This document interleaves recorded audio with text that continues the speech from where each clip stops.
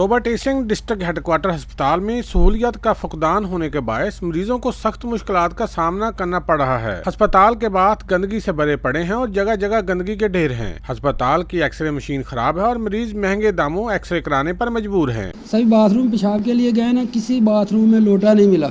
अस्पताल में तैनात खाकरोब तनख्वाह न मिलने का रोना रोते दिखाई देते हैं। DHQ अस्पताल के तर्जमान डॉक्टर खुर्शीद का कहना है कि हुकूमत पंजाब अस्पताल की बेहतरी के लिए कोशिश कर रही है।